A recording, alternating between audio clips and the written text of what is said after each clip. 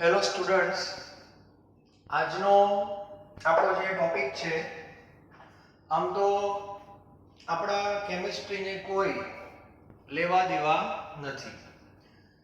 ફિઝિક્સનો topic છે અને એ પણ થોડો કોલેજ લેવલનો, બરાબર. પણ વિકિરણ શબ્દ આવે એટલે આપણે થોડો એને ટચ આપવો પડે. તો છેલ્લા લેક્ચરમાં જે વાત થઈ હતી કે વિકિરણની તરંગ પ્રકૃતિથી અમુક ઘટનાઓ સમજાવી શકાતી નથી. એમાંની એક ઘટના આપણે જોઈ, ફોટો ઇલેક્ટ્રિક અસર. એની અંદર એક કારણ મેં તમને આપેલું કે તરંગ સિદ્ધાંત એવું કહે છે કે જો તીવ્રતા વધે તો ઇલેક્ટ્રોનની ગતિ ઉર્જા વધવી જોઈએ, પણ વાસ્તવમાં વધતી નથી. એટલે ગતિ ઉર્જાને તીવ્રતા સાથે સંબંધ નથી, આવૃત્તિ સાથે સંબંધ છે. એ વસ્તુ કણ પ્રકૃતિ દ્વારા સારી રીતે સમજાવી શકાય છે. બીજું એક કારણ ફિઝિક્સમાં આપેલું છે, એ પણ બહુ સમજવા જેવું છે કે શા માટે ફોટો ઇલેક્ટ્રિક અસર તરંગ સિદ્ધાંતથી આપણે સારી રીતે ન સમજાવી શકીએ. તો તરંગ સિદ્ધાંતમાં એવું હોય કે માની લો કે આ ધાતુ છે, બરાબર. એમાં ઘણા બધા ઇલેક્ટ્રોન આ રીતે અંદર ફરે છે, આંટા મારે છે. આ બધા ઇલેક્ટ્રોનને ધાતુમાંથી બહાર આવવું છે, પણ એમની પાસે પોતાની તાકાત નથી, કારણ કે બંધનથી જોડાયેલા છે, જેને બાઇન્ડિંગ એનર્જી કહેવાય છે અથવા બંધન ઉર્જા કહેવાય છે. તો આપણે આને શું આપીએ છીએ? પ્રકાશ. હવે જો તમે પ્રકાશને આ રીતે વિચારો, એટલે આ કઈ પ્રકૃતિ થઈ? તરંગ પ્રકૃતિ. એટલે આ જે ઉર્જા છે એ આખી શું થવાની? આમાં સ્પ્રેડ થવાની, આ રીતે. અને આ બધા ઇલેક્ટ્રોનને ઉર્જા શું થાય? મળે. હવે આ કોને જેવી વાત થઈ? તો જે રીતે ખેડૂતને ખ્યાલ હશે, ખેડૂત મિત્રો એમને પણ ખ્યાલ હોવો જોઈએ કે ખેતરમાં જે પાણી પાવાની જૂની પદ્ધતિ, એટલે જે ખેતર હોય એમાં પાણી બસ છોડી દેવાનું, બરાબર. અને આ ખેતર છે, બરાબર, અને એમાં આ રીતે પાણી છોડી દીધું. અને આ ઇલેક્ટ્રોન છે એ બધા સમજો ને કે છોડ છે, બરાબર. તો આ રીતે આપણે પાણી આપીએ બધાને. તો મને જવાબ આપો કે આ બધા જે ઇલેક્ટ્રોન છે એને જે ઉર્જા મળવાની, એને થોડોક શું લાગવાનો? સમય લાગવાનો. અને સમય લાગ્યા પછી એવું કહે છે કે અમુક કલાકો પછી આમાંથી ઇલેક્ટ્રોન બહાર આવે. સાચું કે ખોટું? બરાબર. પણ પ્રયોગો એવું કહે છે કે આ ઇલેક્ટ્રોન તો તરત બહાર આવી જાય છે. તરત બહાર આવી જાય છે એનો અર્થ એવો થાય કે આ જે ધાતુ છે એમાં આ બધા જે ઇલેક્ટ્રોન છે, જે ફરે છે, એના પર જે પ્રકાશ આપવામાં આવે છે એ કણ પ્રકૃતિથી આપવામાં આવે છે. કણ પ્રકૃતિ એટલે ઉર્જાનું પેકેટ. એટલે ધારો કે આ એક પેકેટ છે, સીધું આને મળે ડાયરેક્ટ. આ બીજું પેકેટ છે, સીધું આને મળે. ત્રીજું પેકેટ સીધું આને મળે. ચોથું પેકેટ સીધું આને મળે. પાંચમું પેકેટ સીધું આને મળે. છઠ્ઠું પેકેટ સીધું આને મળે, બરાબર. તો આ બધા પેકેટ જો સીધા આને મળે, હા, પેકેટ પાસે શું છે? ઉર્જા છે, એ પણ હોવી જોઈએ. અને તરત જ આ ઇલેક્ટ્રોન ફટાફટ અહીંથી બહાર નીકળી જાય, એકદમ ઝડપથી બધા જ ઇલેક્ટ્રોન, બરાબર. ધારો કે 1 2 3 4 5 અને 6 ઇલેક્ટ્રોન હોય તો અહીંથી 6 પેકેટ નાખો તો 6 ઇલેક્ટ્રોન બહાર. પણ હા, આ પેકેટ જે છે એની પાસે પૂરતા પ્રમાણમાં ઉર્જા હોવી જોઈએ. પૂરતા એટલે આને તોડવાના કરતા વધારે, યાદ છે? હા. તો રિઝલ્ટ આવું કહે છે, ઇલેક્ટ્રોન તરત બહાર આવે છે. તરત બહાર આવે એનો અર્થ કે આ પ્રકૃતિ નથી, એમાં આ પ્રકૃતિ છે. ક્લિયર? તો અત્યારે બધાને ખબર હશે, ફરીથી ખેતરનું ઉદાહરણ લઉં. અત્યારે લેટેસ્ટ પદ્ધતિ કેવી છે? Drip irrigation. એની અંદર પાઇપ હોય, એમાં કાણા પાડેલા છે અને એક ટપકું પડે છે. કોના ઉપર? સીધું છોડના માથા ઉપર. એટલે એવું કહી શકાય કે એક સાથે બધા છોડને પાણી મળી ગયું, એક સાથે. અને આમાં જૂની પદ્ધતિમાં કેવું હતું? ધીરે ધીરે બધાને મળે. એ એક પ્રકારનો સતત વહેણ કહેવાય. અને ડ્રીપ વાળું છે એને અસતત કહેવાય. એટલે બંનેનો ઉપયોગ તો થાય જ છે. ક્લિયર? એટલે કહેવાનો મીનિંગ એ છે કે આ વસ્તુને આપણે તરંગ પ્રકૃતિથી સમજાવી શકતા નથી. આ ફોટો ઇલેક્ટ્રિક અસર કહેવાય. એટલે હજુ કોઈને કે ડાઉટ હોય તેમાંથી નીકળી જઈએ આપણે, બરાબર. હવે એક બીજી ઘટના પણ છે જે તરંગ પ્રકૃતિથી એવું કહે છે કે સમજાવી શકાતી નથી. એના વિશે તો બહુ ડિટેલમાં નોલેજ છે, પણ આપણી બુકમાં ખાલી એક અડધા પેજમાં આપેલું છે. અને એ વસ્તુ છે કાળા પદાર્થનો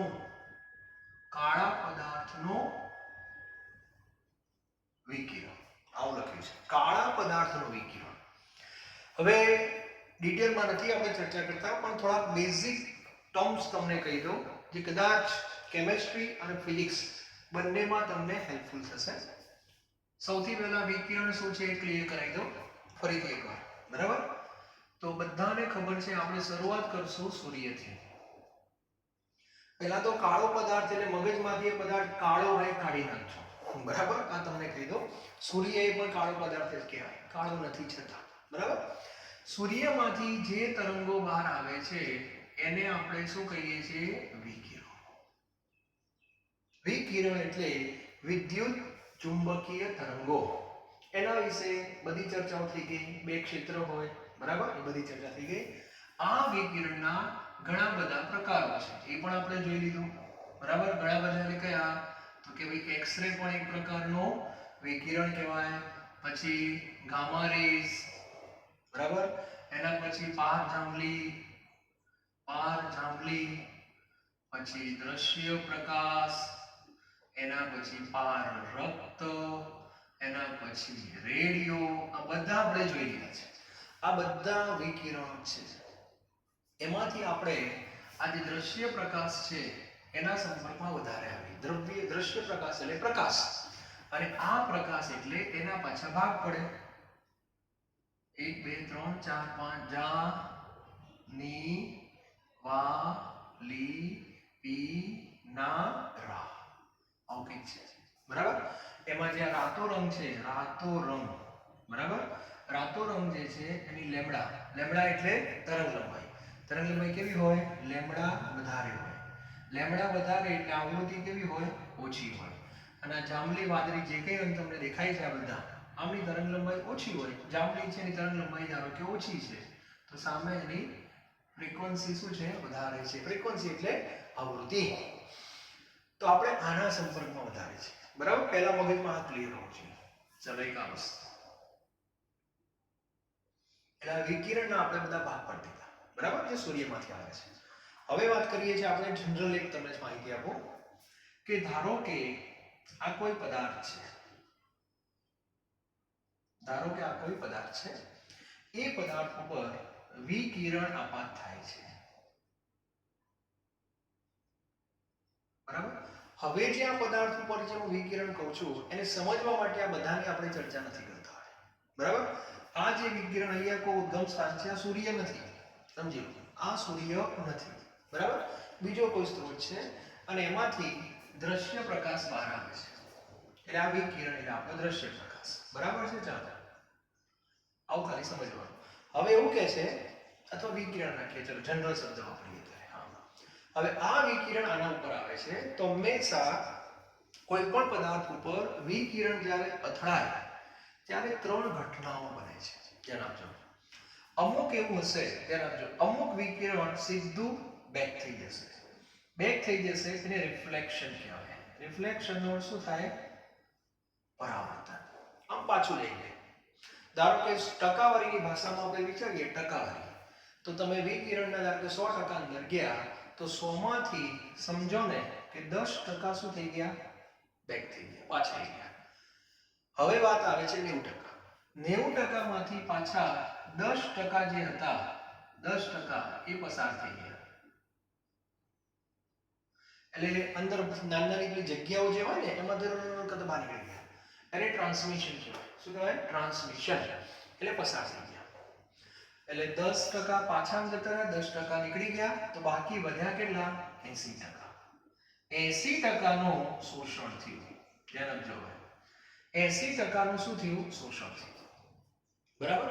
તો આ ઘટના પહેલા તમારા મગજમાં વિચારવી પડે. બીજું, ઊર્જા અહીંથી અહીંયા આવી, એનો અર્થ એવો થાય કે આ જે છે એનું તાપમાન ઊંચું તાપમાન છે અને આનું તાપમાન નીચું તાપમાન છે. આ બધા નાના નાના મુદ્દા તમને સમજાવું છું. ઉષ્મા ઉર્જા હંમેશા ઊંચા તાપમાનથી નીચા તાપમાન તરફ જાય. બરાબર? એટલે આનું તાપમાન ઊંચું હશે, આનું તાપમાન નીચું હશે, એટલે ધીરે ધીરે વિકિરણ આવશે. સૂર્ય પાસે તાપમાન વધારે છે એટલે પૃથ્વી ઉપર આવે છે. ખબર પડી ગઈ? હા. તો એ જ રીતે અહીંયા ઊંચું તાપમાન છે, આ પદાર્થ પાસે નીચું તાપમાન છે, એટલે ધીરે ધીરે આ ઘટના થવાની. ચાલો હવે મને જવાબ આપજો. જે લાઈટ પાછી આવી ગઈ તો ગઈ, નીકળી ગઈ, એ પણ પૂરું થઈ ગયું. હવે પ્રશ્ન છે કે જે ઉર્જાનું શું થયું? શોષણ થયું. હા, 80% ઉર્જાનું શોષણ થઈ ગયું. એના કારણે ધીરે ધીરે આ જે પદાર્થ હોય એનું તાપમાન વધે. એનું તાપમાન શું થવાનું? વધશે. ધ્યાન આપજો. હવે આ વિષય પૂરો થઈ ગયો. અહીંયા આ એક વિષય પૂરો થઈ ગયો. મગજમાં પેટ કરી દેજો. આ વિષય પૂરો થઈ ગયો. આનું કામ હતું અને 100% ઉર્જા આપવી. આ વસ્તુ અહીંથી નીકળી ગઈ, સમજી લેજો. બરાબર? 100% માંથી 10% પાછી આવી ગઈ, બેક રિફ્લેક્ટ થઈ ગઈ, 10% ટ્રાન્સમિટ થઈ ગઈ, 80% નું શોષણ થઈ ગયું. ક્લિયર? ચલો 80% નું શોષણ થયું એના કારણે આનું તાપમાન વધી ગયું. ચલો હવે આ વસ્તુ ભૂલી ગયો. આ બધું ભૂલી ગયો. તાપમાન વધી ગયું એનો અર્થ હવે નીચું તાપમાન ન હોય, હવે આનું તાપમાન વધી ગયું એટલે આ તાપમાન ઊંચું થઈ ગયું. સમજવાની વસ્તુ છે. આ ઊંચું તાપમાન થઈ ગયું.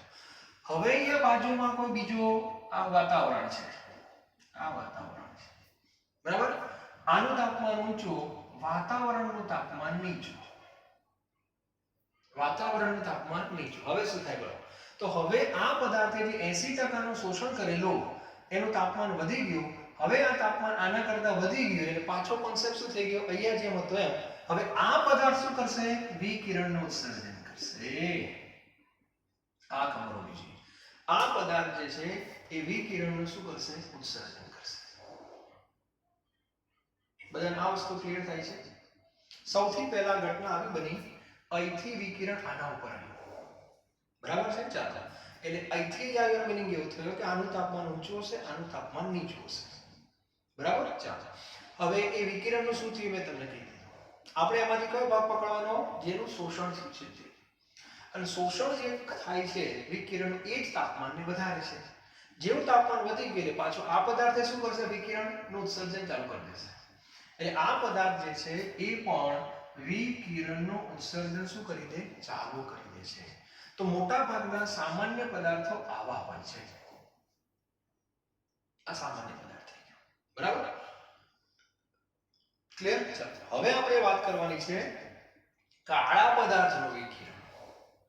એટલે આપણે આ પદાર્થ કેવો લેવાનો? કાળો લેવાનો. હવે કાળો પદાર્થ એટલે દેખાવમાં કાળો હોય એવું નહીં. બરાબર છે? તો કાળો પદાર્થ કોને કહેવાય? તો ધ્યાન આપજો. કલ્પના કરી આ કાળો પદાર્થ છે. આ સામાન્ય પદાર્થ છે. આ કેવો પદાર્થ? સામાન્ય પદાર્થ. સામાન્ય પદાર્થમાં શું થયું હતું? જે વિકિરણ આવ્યું હતું એના 3 ભાગ પડી ગયા હતા. રિફ્લેક્શન, ટ્રાન્સમિશન અને એબ્ઝોર્પ્શન. આ 3 શબ્દો વપરાય છે. રિફ્લેક્શન, ટ્રાન્સમિશન અને એબ્ઝોર્પ્શન. બરાબર? એબ્ઝોર્પ્શન વાળો જે ભાગ છે એનાથી ટેમ્પરેચર વધે.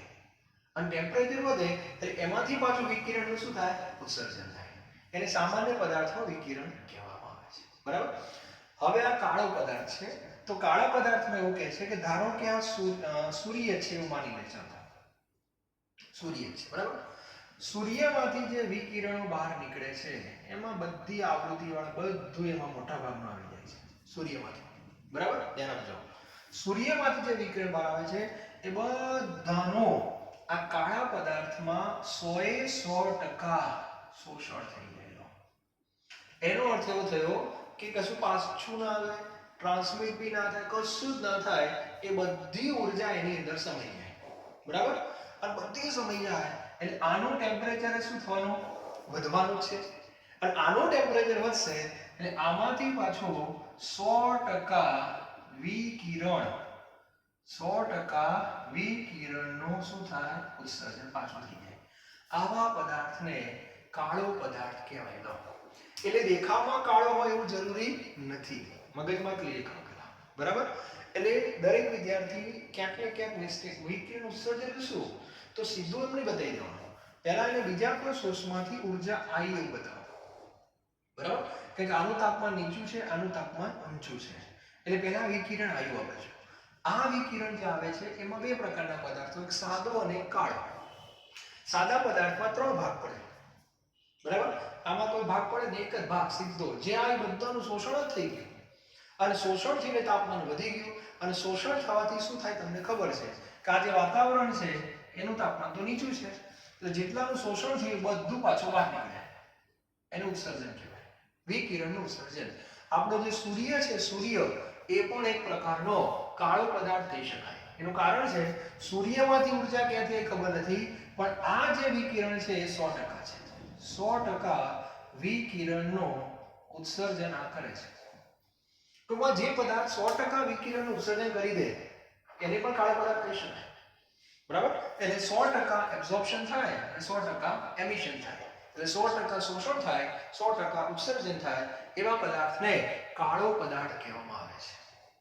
એવા પદાર્થને શું કહેવાય? કાળો પદાર્થ કહેવાય. અને જે એવું કહે છે આ લોકો વિજ્ઞાનમાં કે જે પદાર્થ સારો શોષક કરતા તરીકે વર્તે છે એ સારો ઉત્સર્જન કરતા તરીકે પણ વર્તે છે, બરાબર. વ્યક્તિઓ પણ એવા હોય, અમુક વ્યક્તિઓ નથી હોતા, સામાન્ય રીતે તમે જોજો કે વાતચીત કરતા હોય તો બે પ્રકારના માણસો હોય, એક સામાન્ય અને એક કાળો માણસ. દેખાવમાં કાળો નથી હોતો, બરાબર. સામાન્ય માણસને ધારો કે તમે, સામાન્ય માણસ છે, એને તમે કેટલી વાતો કીધી? 10 વાતો કીધી, 10 વાતો. આ બ્લેન્ક છે અત્યારે હાલ, એટલે સાંભળશે, બરાબર. આ 10 વાતો કીધી, એમાંથી એક વાત એને સ્વીકારી નહીં, નો, બરાબર. એક વાત એને કાઢી નાખી, સ્વીકારી નહીં, રિફ્લેક્શન કરી દીધું, બરાબર. પછી એક વાત એવી હતી કે એને સાંભળ્યું ના સાંભળ્યું, કોઈ પ્રત્યુત્તર ના આપ્યું, જવા દીધી, બરાબર. અને અંદર કેટલી વાતો ઉમેરી? 8 જ. 8નું જ એને શોષણ કર્યું, બરાબર. તો આગળ જતા આ વ્યક્તિ શું કરશે? આગળ જતા આ વ્યક્તિ હવે બીજી કોઈ વ્યક્તિ જે બ્લેન્ક હશે એને પાછી વાતો કરશે, તો જે વાત તેને ગ્રહણ કરી એ જ આગળ બીજાને કહેશે, બરાબર.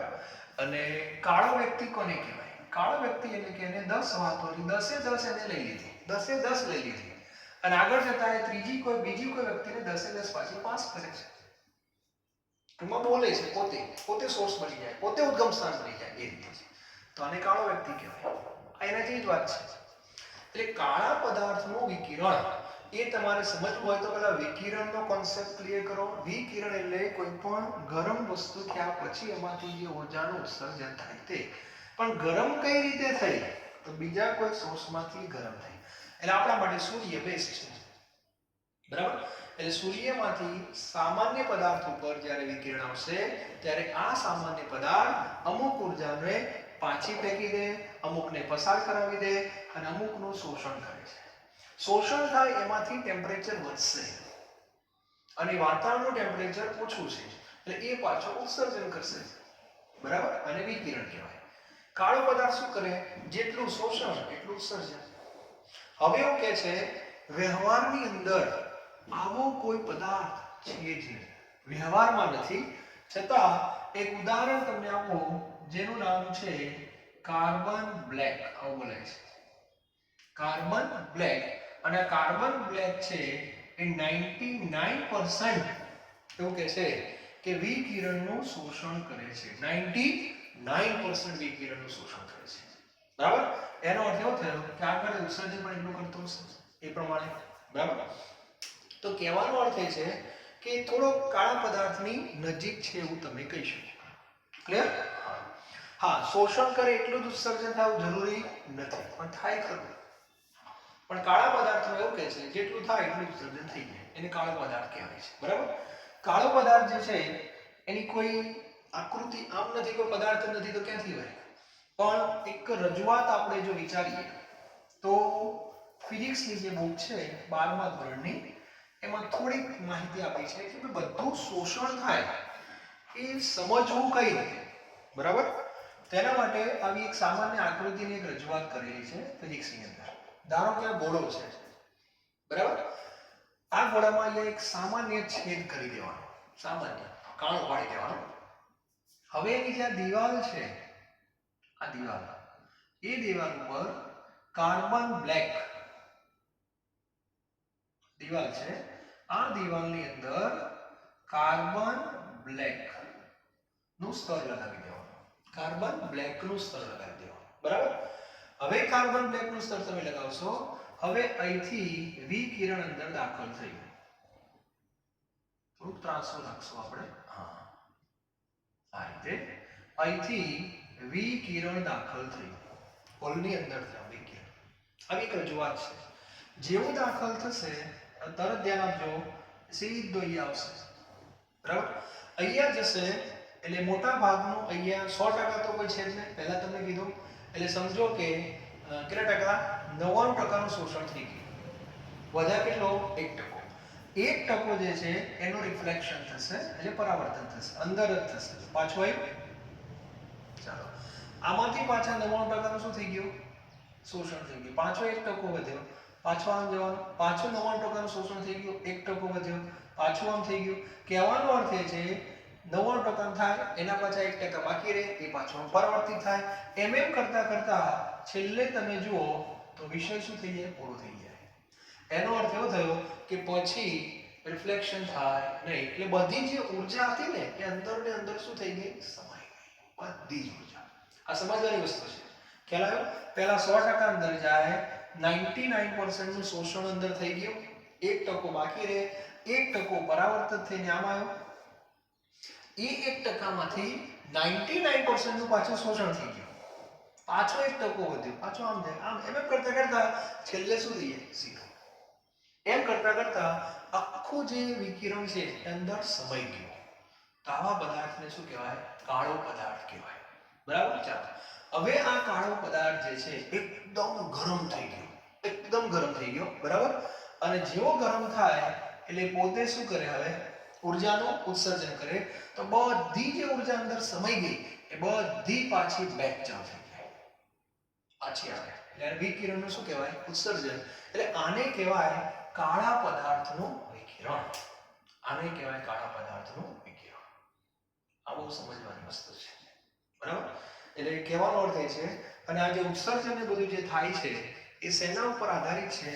તો જે તે પદાર્થ ના સ્વભાવ ઉપર ખબર હોવી જોઈએ. પદાર્થ કેવું છે એના ઉપર. બરાબર. પછી એક તાપમાન ઉપર આધારિત છે કે પદાર્થનું તાપમાન કેવું છે. અને સરફેસ એરિયા. સરફેસ એરિયા એટલે પૃષ્ઠ ક્ષેત્રફળ. આ 3 પરિબળો ઉપર શોષણ અને ઉત્સર્જનનો આધાર રહેલો છે. બરાબર. એટલે આ 3 પરિબળો મગજમાં ફિટ કરી દેવાના. પદાર્થનો પોતાનો એક સ્વભાવ, પછી એનું તાપમાન અને એને કેટલો સરફેસ મળે છે એના ઉપર આધારિત છે. બરાબર. તો આ પણ એક વસ્તુ સમજવા જેવી છે. તો આને કહેવાય છે કાળા પદાર્થનું વિકિરણ. બરાબર. ત્યારબાદ એક નાનો મુદ્દો તમને સમજાવો, તમને મજા આવશે. તમે વિચારમાં પડી જશો તો વાવ સાહેબ ને તાપમાનના સંદર્ભમાં છે. ધારો કે આ રૂમ છે, આ એક રૂમ છે, તમે જે રૂમમાં બેઠા એક જ રૂમ છે. બરાબર. હવે આપણે આ રૂમની અંદર 2 પદાર્થો લીધા છે. બંનેની સાઈઝ જુઓ તો સરખી જ છે. 2 ચોપડીઓ છે સમજી લો, અથવા 2 પદાર્થો છે, 2 ધાતુઓ છે માની લો. બંને સરખી જ છે. બરાબર. સરખી છે એનો અર્થ એવો થયો કે સ્વભાવ વાળો પરિબળ કેવું થઈ ગયું? સરખું થઈ ગયું. ચાલો, બંનેનો એરિયા પણ સરખો છે, પૃષ્ઠ ક્ષેત્રફળ પણ સરખું જ છે. ઓકે. ચાલો, હવે આ જે છે એના ઉપર આપણે શું કર્યું છે? પોલિશ. આના ઉપર આપણે પોલિશ કરી છે, ચળકે છે આની સપાટી. બરાબર. અને આના ઉપર આપણે કાળો રંગ કરી દીધો. ચાલો, કાળો રંગ. બરાબર. હવે અહીંયા સોર્સ છે, અહીંયા બી છે. સમજવાની વાત છે. અહીંથી વિકિરણ આવે છે, અહીંથી પણ વિકિરણ આવે છે. ચાલો, આપણે ટ્રાન્સમિશનની બહુ વાત નહીં કરીએ, 2 ઘટનાનો ઉલ્લેખ કરશું. બહુ સમજવા જેવી નાની એક વસ્તુ છે, કોન્સેપ્ટ તમારો વધારે ક્લિયર થશે. આ કાળો રંગ આના ઉપર કરી દીધો છે જો, અને આના ઉપર પોલિશ કરેલી છે એટલે ચળકે છે. બંનેના ઉપર વિકિરણ આપણે સરખી ઉર્જાથી આપે. હવે આની અંદર શું થશે? જે પોલિશ વાળો ભાગ હશે, પોલિશ વાળો ભાગ, એમાંથી સમજી લો કે પાછો કેટલો ગયો છે? 90%. 90% પાછો ગયો. બરાબર, અને 10%નું શોષણ થયું. 10%નું શોષણ થયું. આવું મગજમાં રાખો. આમાં શું થયું છે વિચારો. આમાં 90%નું શોષણ થયું છે. 90%નું શોષણ થયું છે અને 10% પાછું. બરાબર, આવી ઘટના છે. કલાક પછી તમે આ બંનેનું ટેમ્પરેચર માપજો. બંનેનું ટેમ્પરેચર, તો આ બંનેનું જે ટેમ્પરેચર એટલે તાપમાન, એ તાપમાન સરખું જ આવે. બોલો આવું થાય એનું કારણ શું છે? બંનેનું ટેમ્પરેચર સરખું જ આવે એનું કારણ શું છે? તમને એવું છે આનું વધી ના જાય? વધશે બંનેનું, પણ વધ્યા પછી આવા પદાર્થો પાછા શું કરે? વિકિરણનું ઉત્સર્જન કરે. આ વિકિરણ જે આવ્યું હતું, આ ઉપરથી વિકિરણ આવ્યું હતું, આ એનો શોષણ વાળો ભાગ થયો. હવે આ બંને પદાર્થો ગરમ તો થવાના ને, ગરમ થાય આ બંને પણ શું કરે? ઉત્સર્જન કરે. તો આમાંથી વિકિરણનું ઉત્સર્જન થાય, આમાંથી વિકિરણનું ઉત્સર્જન થાય. પણ આ જે શોષણ થયું છે 90%, એનું વિકિરણનું ઉત્સર્જન વધુ ઝડપથી થાય. ઝડપથી થાય એટલે 1 સેકન્ડની અંદર 50 જૂલ ફેંકી દે અને 1 સેકન્ડમાં ઓછા ફેંકી દે. એટલે જેટલું શોષણ છે એટલું પાછું ઉત્સર્જન કરી નાખે ફટાફટ. આ જેટલું થયું એ પ્રમાણે ઉત્સર્જન કરે. સરવાળે આ બંનેનું ટેમ્પરેચર કેવું રહે? સરખું જ રહે. આ વસ્તુ પણ સમજવા જેવી છે. બરાબર, એટલે આવી નાની નાની બાબતો ઘણી બધી છે. હજુ આના પછી એક વર્ણપટ આપણે ભણવાનો છે. વર્ણપટ, વર્ણપટનો કોન્સેપ્ટ ખાલી આટલા રંગ માટે છે, એ પણ આપણે જોઈશું. બરાબર, પણ અત્યારે તમારા મગજની અંદર કાળા પદાર્થનું વિકિરણ, વિકિરણ શબ્દ મગજમાં ક્લિયર થઈ ગયો. કોઈ પણ જગ્યાએથી વિકિરણ આવે, કોઈ પણ પદાર્થ ઉપર પડે, સામાન્ય પદાર્થ ઉપર પડે તો એને 3 ભાગ પડે, પણ કાળા પદાર્થ ઉપર પડે તો 100% એનું શોષણ થઈ જાય. પણ 100% શોષણ થાય તો સામે 100% એનું ઉત્સર્જન પણ થઈ જાય છે. આવા કાલ્પનિક પદાર્થને કાળો પદાર્થ એવું કહેવામાં આવે છે. બરાબર, ચાલો હવે વાત કરીએ આપણે આ કાળા પદાર્થનું વિકિરણ. હવે આની અંદર એક બીજું ઉદાહરણ ટેક્સ્ટ બુકમાં આપ્યું છે.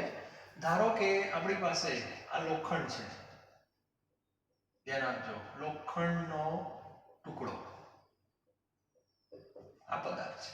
બરાબર, ચલો હવે હું આને ગરમી આપું છું. ધ્યાન આપજો, આને આપણે વિકિરણ આપીએ. ચાલો, અર્થી શરૂઆતમાં રૂમ તાપમાને હોય અને અહીંયા ઉદ્ગમ સ્થાન છે, આ સ્ત્રોત છે. કોઈ પણ પદાર્થને પહેલા ગરમ તો કરવો પડે, એમને મેં વિકિરણ ઉત્સર્જન ન કરે. બરાબર, કોઈ વ્યક્તિને કેટલો ગુસ્સો આવે છે એ ચેક કરવા માટે પહેલા ગુસ્સો આવે એવું કંઈક તો કરવું પડે ને. હું અત્યારે નોર્મલ છું, મને ક્યાં ગુસ્સો આવે છે, પણ મને સામેથી કોઈ કંઈક બોલે તો હું એક્સાઇટેડ થાઉં, અને હું એક્સાઇટેડ થાઉં પછી હું આમે બીજા ઉપર ભૂકા કાઢી નાખું. બરાબર, એને જે વાત છે. એટલે લોખંડનો ટુકડો અત્યારે એમને પડી રહ્યો છે. આ લોખંડનો ટુકડો છે, ધારો કે અત્યારે નોર્મલ છે, બિચારો જો. બરાબર, હવે બીજી એક વસ્તુ પણ કહી દઉં. અત્યારે આના ઉપર ઊર્જા આવતી જ હોય, થોડી ઘણી આવતી જ હોય, વિકિરણ ઉત્સર્જન પણ થતું જ હોય, પણ એ દેખાય નહીં તમને. કેમ ના દેખાય? કારણ એ આ રેન્જમાં ના હોય. તમને જે દેખાય છે ને કલર ને બધું, એ આ રીતનું ઉત્સર્જન થતું હોય તો જ દેખાય. બાકી આમાંથી આવા બધા વિકિરણ બહાર નીકળે, પાર રક્ત નીકળતો તમને ક્યાંથી દેખાય? ના દેખાય, શક્ય જ નથી. બરાબર છે, એટલે મગજમાં ફિટ કરી દેજો. અત્યારે જે લોખંડનો ટુકડો છે એમાંથી ઉત્સર્જન તો ચાલુ જ હોય. એનું કારણ રૂમ તાપમાન જે છે, ધારો કે, તો એક પ્રકારની ઊર્જા તો મળવાની છે થોડી ઘણી તો, પણ આપણે એને બહુ ધ્યાનમાં લેતા નથી. ચલો હવે આપણે એને ગરમી આપીએ છીએ. બરાબર, હવે તમે જેવી ગરમી આપશો એટલે સ્વાભાવિક છે કે આનું જે તાપમાન હોય એ તાપમાન ધીરે ધીરે વધે. બરાબર, તો તાપમાન વધશે. ધ્યાન આપજો, તાપમાન વધશે. શરૂઆતની અંદર તમે જોજો તાપમાન વધશે અને આ જે લોખંડનો ટુકડો છે એ તમને લાલ રંગનો દેખાય છે. લાલ રંગનો દેખાશે, કારણ આ ટુકડો ઊર્જા લીધા પછી ગરમ થશે. ગરમ થશે એટલે વિકિરણનું શું ચાલુ કરી દે? ઉત્સર્જન ચાલુ કરી દે. આ વિકિરણનું જે ઉત્સર્જન ચાલુ કરી દે એની આવૃત્તિ ઓછી હોય. આવૃત્તિ ઓછી, તરંગ લંબાઈ વધુ. તો વધુ તરંગ લંબાઈ કોની છે? આપણી જાની વાલી પીનારા. આની તરંગ લંબાઈ વધારે છે. એટલે તમે અહીંયા ઊભા છો, આ તમે અહીંયા ઊભા છો તો આ વિકિરણ તમારી આંખમાં પ્રવેશે છે. બીજા બધા ઘણા બધા હશે આડા પણ એ દ્રશ્ય પ્રકાશ વાળા નથી એટલે તમને ના દેખાય, બરાબર? પણ લાલ રંગ જે છે તમને દેખાશે. એટલે આ ટુકડો તમને લાલ રંગનો દેખાશે. એટલે લાલ રંગનો દેખાય એનો અર્થ કે ન્યુ કેવા ઓછી આવૃત્તિ વાળા વિકિરણનું ઉત્સર્જન થશે, બરાબર? પછી તમારે આને ગરમી સતત ને સતત આપ્યા જ કરવાની એટલે તાપમાન હજુ વધશે, બરાબર? તાપમાન વધશે એટલે ધીરે ધીરે આ લાલ રંગ છે એ ઘેરો લાલ થશે. જો રંગ બદલાશે એટલે આવૃત્તિ થોડીક પાછી હજુ વધશે, એ ઘેરો લાલ થશે, બરાબર? હજુ તમે આને ગરમ કર્યા જ કરો તો ધીરે ધીરે એ વચ્ચે સફેદ રંગ જેવું થઈ જાય છે. એવું પણ થશે, એકદમ સફેદ થઈ જાય, બરાબર? અને છેલ્લે તમે જોજો એકદમ ગરમ કરો તો બુકમાં આપેલું છે વાદળી રંગ દેખાય, એકદમ વાદળી રંગ થઈ જાય. એનો અર્થ એવો થાય કે અહીંયાથી વિકિરણનું જે ઉત્સર્જન થાય છે એના ધીરે ધીરે એની આવૃત્તિ ને બધું બદલાયા કરે. આવૃત્તિ બદલાય એટલે તરંગ લંબાઈ બદલાય કરે, તરંગ લંબાઈ બદલાય એટલે રંગ બદલાય. તરંગ લંબાઈ ને રંગ સાથે સીધો સંબંધ છે, આટલું મગજમાં ફિક્સ કરી દેવાનું. તમને કોઈ પણ વસ્તુ જે રંગની દેખાય છે એનો સીધો અર્થ એવો થાય છે કે એમાંથી રંગ જ બહાર આવે છે તો જ તમને દેખાય, બાકી ના દેખાય, બરાબર? તમારી સામે કોઈ વ્યક્તિ આવી જાય, કલ્પના કરો એ વ્યક્તિએ સૂર્યમાંથી જે વિકિરણ બધાનું શોષણ કરી દીધું, બધાનું, એકે રંગ બહાર જ ના આવ્યો, તે વ્યક્તિ તમને ના દેખાય, બરાબર? હા, પણ ઉત્સર્જન થાય એ જોવું પડે. ઉત્સર્જન શેનું થાય છે એટલે એક ટાઈમ સુધી તમને ના દેખાય, બરાબર? એટલે બહુ આમ સાયન્સ છે, આ સમજવાની છે, બરાબર? એટલે શોષણ થઈ ગયું પછી જો ઉત્સર્જન જ ના થયું એમાંથી, એવી કલ્પના કરો ખાલી કોઈ વ્યક્તિએ સૂર્યની બધી ઉર્જા ગ્રહણ કરી દીધી, બરાબર? પણ પછી એને ઉત્સર્જન જ ન કર્યું કોઈ પણ વસ્તુનું, તો સામેવાળી વ્યક્તિને ન દેખાય. એટલે અમુક બાબત એવી છે કે આપણે ઘણીવાર આમ વિચારીએ કે આવું ન થાય, પણ વાસ્તવમાં મહાભારત ને બધું જે પુરાણનું આપણું જે વિજ્ઞાન છે એમાં બધી તાકાત છે કે કોઈ વ્યક્તિ આમ ધારો કે આમ મંત્રનો ઉચ્ચાર કરે એનો અર્થ એવો થયો કે એને બધું લઈ લીધા પછી એને કોઈ ઉત્સર્જન જ ન કર્યું તો સામેવાળીની વ્યક્તિ દેખાય જ નહીં, એટલે દ્રશ્ય થઈ જાય. આ બહુ સમજવા જેવી વસ્તુ છે, બરાબર? એટલે કહેવાનો અર્થ એ છે કે આવું જોઈ શકાય. એના ઉપર એક મિસ્ટર ઇન્ડિયા પિક્ચર પણ આવી ગયું, ખાલી એમ લગાવી દે એટલે કલ્પના એવી કરો ખાલી એને લગાવી દીધું હશે મશીન ઘડિયાળ, બરાબર? અને ઘડિયાળે શું કરી દીધું, બધાનું ઉત્સર્જન કરી દીધું પણ શોષણ કરી દીધું પણ ઉત્સર્જન એને કરાવી જ નહીં, એ વ્યક્તિ ના દેખાય તમને, બરાબર? તો કહેવાનો અર્થ એ છે કે આ રીતે આપણે વિચારી શકીએ છીએ. બહુ એવી વસ્તુ છે, સમજવા જેવી છે. લોખંડના સળિયાને ધીરે ધીરે ગરમ કરો, પહેલા લાલ રંગનો દેખાય છે. લાલ રંગનો એટલા માટે દેખાય છે કે એ તાપમાને એ લાલ રંગનું વિકિરણ બહાર ફેંકે છે, એટલા માટે. જેમ જેમ તાપમાન વધારશો, તાપમાન વધશે એમ ઉર્જા વધશે એમ આવૃત્તિ વધશે એમ તરંગ લંબાઈ ઘટશે એમ રંગ બદલાઈ જશે, બરાબર? તો આવી બધી વસ્તુ છે. એટલે વિકિરણ જે શબ્દ છે બહુ સમજવા, બધું ભેગું ના થઈ જવું જોઈએ. હજુ આના પછી વર્ણપટ આપણે ભણવાનું છે, એમાં કોન્સેપ્ટ તમારો વધારે ક્લિયર થશે, બરાબર? અત્યારે આપણે ખાલી કાળા પદાર્થના વિકિરણની વાત છે. અને કાળો પદાર્થ હવે બધાને ખ્યાલ આવી ગયો છે કે કાળો પદાર્થ એટલે આ પદાર્થ છે કાળો છે, એને શોષણ બધું કરી દીધું છે, બરાબર? હવે બધું શોષણ થઈ ગયા પછી સમજી લો કે એને તમારે અલગ અલગ તાપમાને વિચારવાનું. ધારો કે T1 અને T2. ધારો કે સોમવારે કાળો પદાર્થ T1 તાપમાને છે, કયા તાપમાને? T1. હવે ટેક્સ્ટબુકમાં એક આલેખ આપેલો છે. આમ તો સિલેબસ બહારની આખી વસ્તુ છે, ડિટેલમાં તો કોલેજમાં આવે છે. વેઇંગ ડિસ્પ્લેસમેન્ટ ગ્રાફ એવું કહે છે. એના પછી રેલેનો એક ગ્રાફ આવ્યો છે, બધું બહુ ડિટેલમાં છે, આપણે એની બહુ ચર્ચા નથી કરતા અત્યારે. પણ આ એક ગ્રાફ છે એ કોના વિરુદ્ધ કોનો છે તમને કહી દઉં. તરંગ લંબાઈ વિરુદ્ધ તીવ્રતા, આવો એક આલેખ આપેલો છે બુકમાં, બરાબર?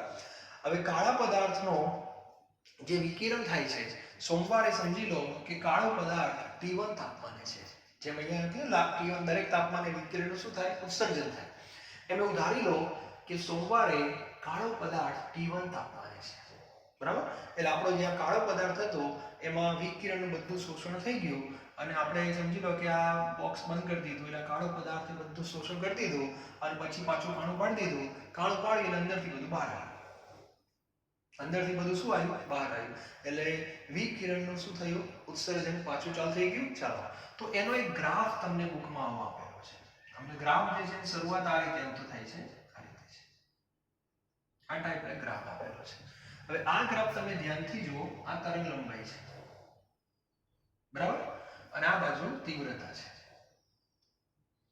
હવે જેમ જેમ તરંગ લંબાઈ ઘટે છે જેમ જેમ તરંગ લંબાઈ ઘટે છે એમ આવૃત્તિ શું થાય વધે અત્યારે તરંગ લંબાઈ વિચારો જેમ જેમ તરંગ લંબાઈ ઘટે છે આ તરંગ લંબાઈ ઘટી એટલે જો આવૃત્તિ આ તીવ્રતા જે કહેવાય એ ધીરે ધીરે આમ ઘટે છે જો આપણે અહીંથી આમ આવવાનું છે ધ્યાન રાખજો હા તરંગ લંબાઈ શું થઈ ઘટી તો તરંગ લંબાઈ ઘટે છે તેમ જો તીવ્રતા વધે વધે વધે વધે પછી અહીંયા પહોંચે એટલે અહીંયા તીવ્રતા કેવી હોય છે મહત્તમ છે બરાબર આ તરંગ લંબાઈ તીવ્રતા મહત્તમ કહેવાય થોડું મેથ્સ મગજમાં હોવું જોઈએ પછી પાછી તરંગ લંબાઈ જો ઘટે તો પાછી તીવ્રતા ઘટે છે આ જે આલેખ દોર્યો એ T1 તાપમાને છે બરાબર એટલે સોમવારે આપણે કાળો પદાર્થ આવું મગજમાં ફિક્સ કરો સોમવારે કાળો પદાર્થ T1 તાપમાને છે અને T1 તાપમાને એનો આલેખ આવો આવે છે બરાબર મંગળવારે એ T2 તાપમાને છે બરાબર અને શરત છે T2 ગ્રેટર ધેન T1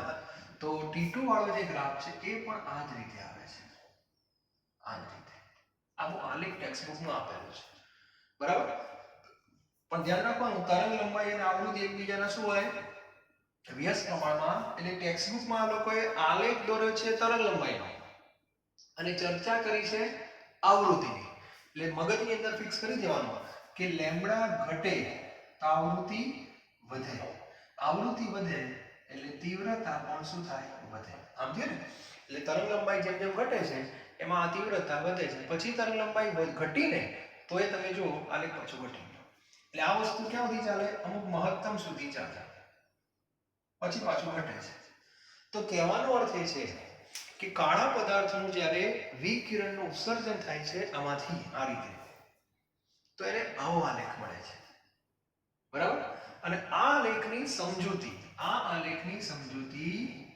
તરંગ પ્રકૃતિ દ્વારા આપી શકાતી નથી બસ આટલું યાદ રાખવાનું છે તરંગ પ્રકૃતિ દ્વારા આપી શકાતી નથી અને એના માટે મેક્સ પ્લાન્કનો જે આખો સિદ્ધાંત છે એ તમને સમજાવે છે અત્યારે હું ડિટેલમાં તમને નહીં લઈ જાઉં બરાબર કારણ કે આખો કોર્સ બહારનો ટોપિક છે પણ આલેખ એક આપેલો છે તમારે આટલું યાદ રાખવાનું કે આપેલા તાપમાને આપેલું તાપમાન શબ્દ એટલે અચળ તાપમાન બરાબર આપેલા તાપમાને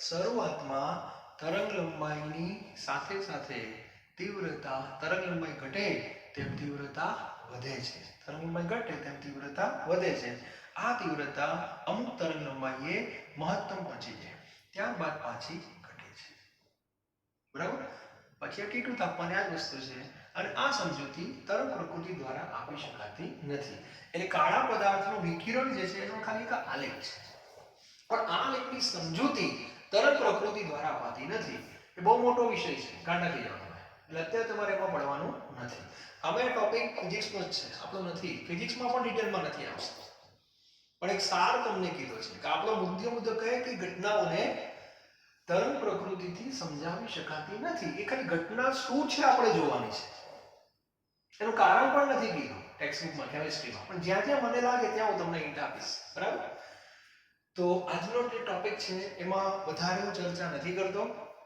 પણ આટલી વસ્તુ ક્લિયર હોવી જોઈએ ફરીથી એકવાર કહી દઉં જ્યારે સૂર્યમાંથી વિકિરણ આવશે એમાં બધું જ આવશે બધું એટલે બધી તરંગ લંબાઈ બધી આવૃત્તિવાળા વિકિરણો છૂટશે બહાર એ વિકિરણો જ્યારે છૂટે ત્યારે આ એક સામાન્ય પદાર્થ છે સામાન્ય પદાર્થ ઉપર જ્યારે સૂર્યનું વિકિરણ આવશે ત્યારે આ પદાર્થમાંથી અમુક વિકિરણ તો પાછા જતા રહેશે એને પરાવર્તિત થઈને પાછા જતા રહે બેક કરી દેના અમુકનું ટ્રાન્સમિશન થઈ જાય એટલે એમાંથી પસાર થઈ જાય, વચ્ચે વચ્ચે પોલાણ હોય, જગ્યા હોય, એમાંથી નીકળી જાય.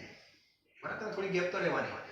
અને ત્રીજો હિસ્સો જે મોટા ભાગનો હિસ્સો છે એ આમાં શું થઈ જાય, શોષિત થઈ જાય. અને જે હિસ્સો શોષિત થવાનો છે એ આનું ટેમ્પરેચર વધારશે.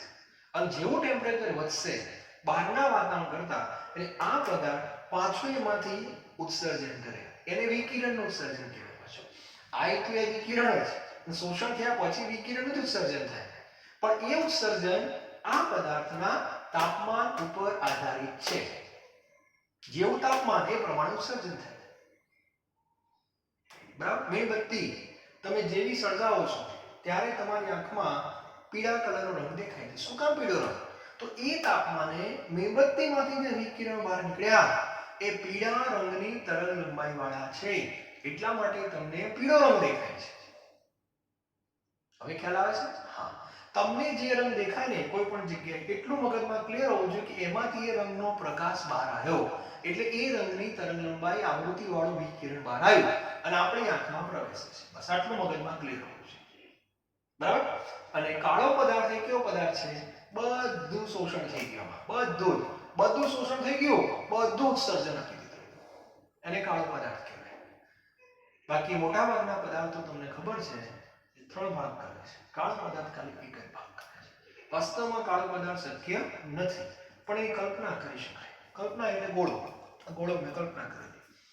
બરાબર, એમાં અંદર કાર્બન દેખાપી દેવાનો, એટલે 99% પ્રકાશ શું થઈ જાય, શોષિત થઈ જાય. 1% રહી ગયો, બહાર નીકળે, પાછું શોષણ થાય. એમ કરતા કરતા બધું અંદર સમાઈ, કશું બહાર જ ના આવે, એવી કલ્પનાને કાળો પદાર્થ કહેવાય. બરાબર. અને એક આલેખ છે એ ખાલી તીવ્રતા વિરુદ્ધ તરંગ લંબાઈનો આલેખ છે. ટેક્સ્ટ બુકમાં આપેલો છે, 1-2 લાઈન લખી છે, વધારે લખી નથી.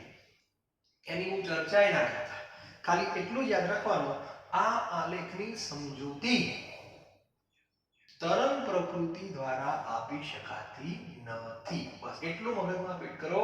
મને પૂછતા પણ નહીં સાહેબ કેમ, કારણ કે એનો જવાબ જે છે એ આઉટ ઓફ રેન્જ છે. બરાબર, તમે ગાંડા થઈ જશો. ચલો, થેન્ક યુ. તો આજે કોઈ ન્યુમેરિકલ કેવું કંઈ છે નહીં, પણ આજે મારે ખાસ આ બધી વસ્તુ તમને અત્યારે એટલા માટે કહેવાની હતી કે હવે જે નેક્સ્ટ ટોપિક આપણે વર્ણપટનો ભણવાના છીએ એમાં બધું આવશે. હવે વર્ણપટનો ટોપિક તમારો બહુ સરળ થઈ જશે. બરાબર, કારણ કે તમને ક્લિયર હોવી જોઈએ કે કાળો પદાર્થ અને સામાન્ય પદાર્થમાં શું તફાવત છે, પહેલા તમને ખબર હોવી જોઈએ. અને એટલા માટે આપણે clear. Thank you very very much.